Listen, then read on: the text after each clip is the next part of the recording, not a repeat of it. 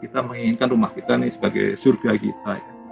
Tetapi di samping itu, harapan kita rumah kita menjadi surganya lingkungan kita juga, surganya anak itu di masa depan kita juga, dengan mengelola sampahnya dengan baik gitu. Barang yang bekas pakai layak jual, sampah layak jual, ini sekitar 20% Bapak Ibu sekalian.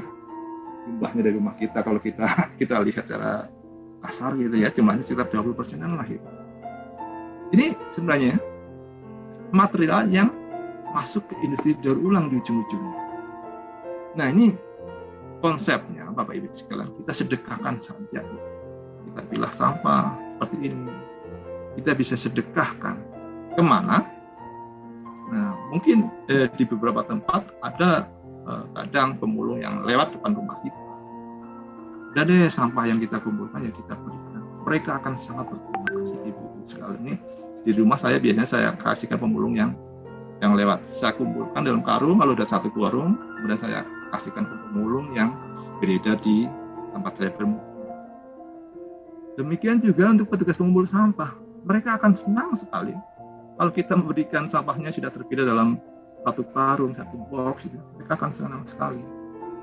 Demikian juga petugas yang ngolah sampah, yang skala kawasan biasanya kita kenal ada pusat daur ulang sampah, TPS 3R, juga akan senang sekali.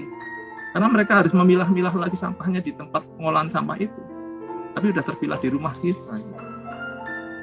Karena di tempat TPS 3R, tempat pengolahan sampah itu mereka sebenarnya, Bapak sekalian ini, ongkos atau iuran kita, retribusi kita yang diberikan pada mereka itu sebenarnya masih sangat kecil. Sehingga masih sangat minim gaji yang mereka dapatkan. Ini terutama bagi yang mungkin lingkungan ibu-ibu sekalian udah ada TPS 3R. Sehingga kita bantulah gitu. Nah kemudian juga sedekah ini bisa lewat komunitas bank sampah gitu. Bapak Ibu sekalian, saya yakin pernah mendengar istilah bank sampah gitu, di mana satu komunitas itu membentuk perkumpulan yang kemudian mengelola sampah yang laku jual. Nah ada baiknya nih setelah itu juga hasilnya untuk disedekahkan saja gitu. Dan di beberapa lokasi sekarang di Jogja, Jakarta juga ada gerakan sedekah sampah di tempat-tempat ibadah. Jadi seperti kata Pak Austin ini banyak-banyaklah bersedekah gitu ya. Selain sedekah yang biasa kita berikan dari sampah yang berguna, juga bisa kita berikan sedekah pada mereka. Dan juga secara tidak langsung kita juga menjaga alam, karena ini semua akan didaur ulang menjadi material yang baru. Kita nggak harus menggali-gali alam lagi yang menyebabkan alamnya dirusak, gitu. Kemudian sumber dayanya menipis. Jadi udah deh Bapak Ibu sekalian, kalau kita lakukan ini menjadi perilaku yang baik bagi kita, bagi alam dan bagi anak cucu. Pilah yang layak jual, sedekahkan. Nah kemudian bagaimana sampah makanan kita? Ya, ini ibu-ibu sekalian, ini sebenarnya bisa juga mengolahnya secara mandiri di rumah. 20% katakanlah sudah dipilah, dikelola untuk kesehatan. Ya 50% sampah makanannya juga sudah kita kelola di rumah.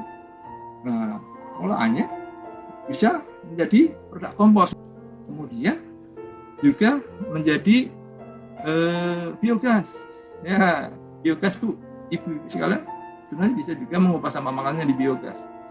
Cuma ini biogas alatnya agak relatif ribet ya. Termasuk penanganan pertamanya juga harus dilakukan oleh orang yang memang berkecimpung di bidangnya. Baru ketika sudah siap, ibu-ibu tinggal memasukkan setiap hari sampah makanan ke dalamnya. Jadi biogas ini juga opsi yang menarik. Ini mungkin bisa dilakukan oleh CSR ya, yang membantu kemudian rumah tangga untuk membiogaskan sampahnya di tiap rumah tangganya menjadi warga yang mandiri energi misalnya. Ini juga menarik. Nah kemudian menjadi megot. Ini Bapak Ibu sekalian, ibu-ibu biasanya yang ibu-ibu berani ada yang berani. Karena yang dibiarkan adalah belatung. Yang seperti kita sering dengar black soldier flies gitu ya. Lalat tentara hitam yang kemudian dibiarkan menjadi belatung yang maggot itu yang kemudian menjadi pakan ternak. Ini juga sebenarnya bisa dilakukan secara mandiri di rumah. untuk mengolah sampah makanan. Jadi tadi biomasa pakan ternak sumber protein untuk ayam, ya, untuk ikan dan sebagainya. Nah, cara yang sederhana yang lainnya adalah dengan biopori misalnya. Dengan membuat lubang biopori, air akan tersarkan dan kemudian sampah makanan bisa kita masukkan ke dalamnya, yang suatu saat 3 bulan kemudian jadi kompos. Atau dengan mengubahnya menjadi ekoenzim yang lagi populer sekarang ini, ibu pasti senang karena baunya ini harum sekali. Bisa untuk ngepel lantai, bisa untuk pengharum ruangan dan sebagainya. Saya sudah mencoba ibu bapak sekalian membuat seperti ini dari sampah kulit buah-buahan.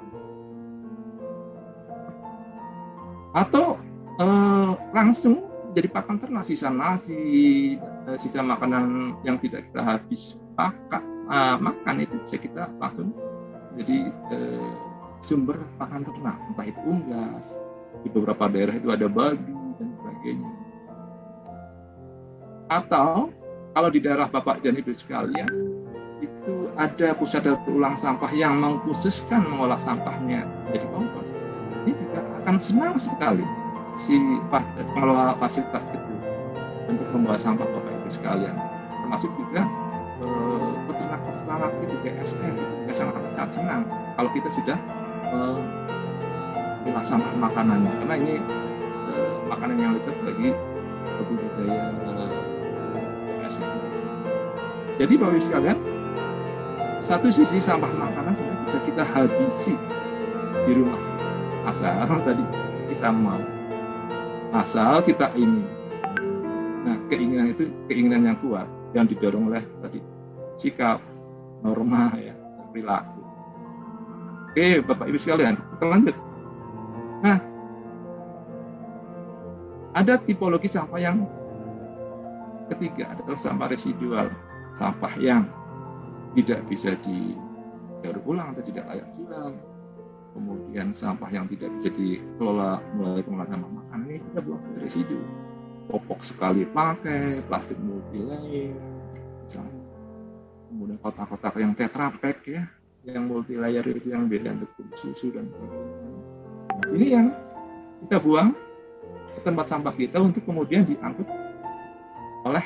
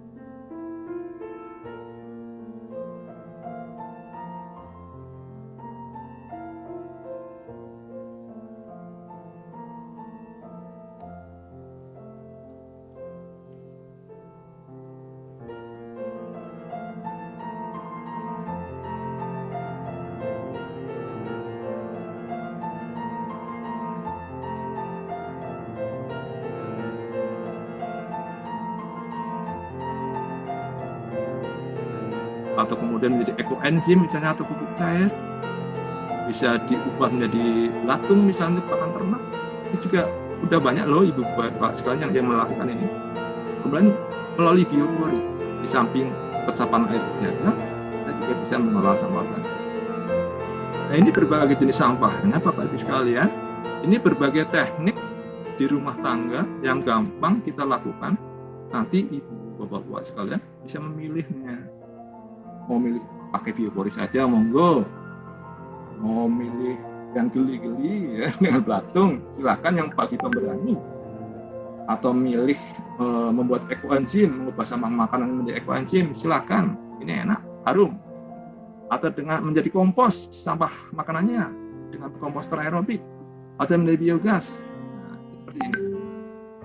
Tetapi Bapak Ibu sekalian, tidak serta-merta tiap dari opsi teknologi ini bisa mengatasi sampah makanan yang kita hasilkan. Seperti yang kita lihat di sini, ada matriksnya. Seperti ini. Baik, kita lanjutkan. Ini kira-kira tipe kalau kita ngolah sampah makanan kita di rumah menjadi biogas. Ini adalah yang warna kuning atau warna merah adalah digesternya Bapak Ibu sekalian, yang kemudian secara tiap hari isi bubur sampah makanan kita, maka kemudian akan timbul biogas, yang biogasnya bisa untuk memasak di rumah kita, gitu. Di rumah kita. Nah ini kalau tipe-tipe ini mungkin kalau Bapak Ibu membuatnya sendiri agak repot. Ini mesti kalau ada program sosial yang dari perusahaan atau dari lembaga ini bisa dilakukan, membuat ini kemudian dibagikan ke penduduk, dan kemudian penduduk itu mengolah sampah makanan menjadi biogas. Kalau ibu-ibu di daerah membuatnya sendiri agak berat karena ini biaya pembuatannya juga agak mahal, sekitar 5 sampai 10 juta itu.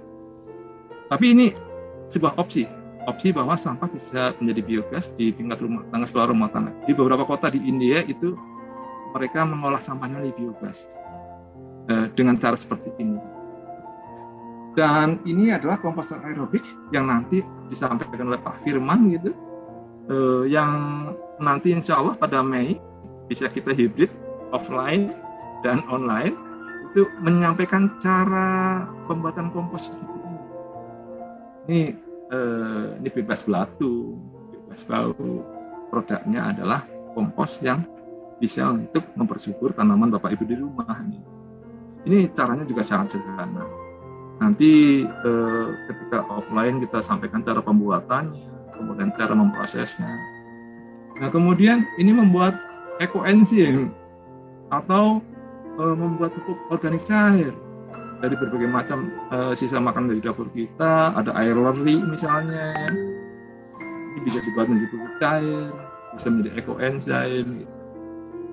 Ini bisa kita manfaatkan menjadi pupuk tanaman kita. Saya memakainya di rumah di bawah sekalian nih, untuk tanaman pekarangan saya, tanaman bunga juga saya siram ini seperti itu. Saya sudah terbebas dari pupuk kimia dengan memanfaatkan pupuk cair yang saya buat dari sampah makanan yang ada di rumah. Nah, kemudian ini biopori ada lubang biopori. Ini Profesor Kamil dari IPB ini yang menciptakan alat, jadi alat bor yang bisa diputar dan melubangi tanah. Di tanahnya itu bisa menjadi resapan air.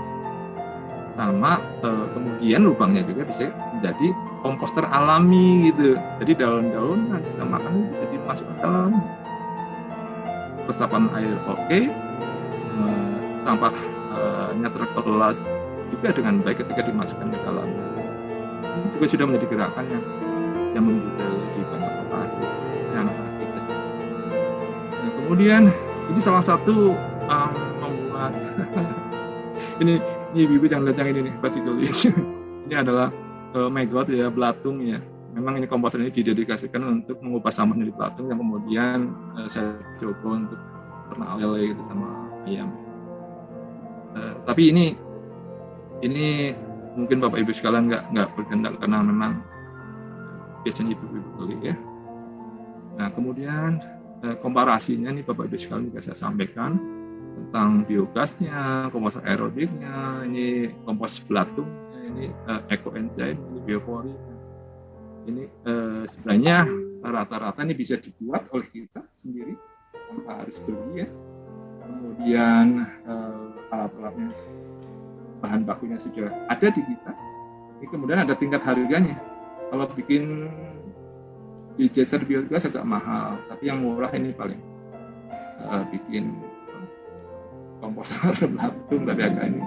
Ini mungkin sehingga dari apa yang ada ini semua Bapak Ibu sekalian, untuk tahap awal, untuk kita yang sebagai pemula, baiknya sih kita pakai yang ini saja, komposter aerobik.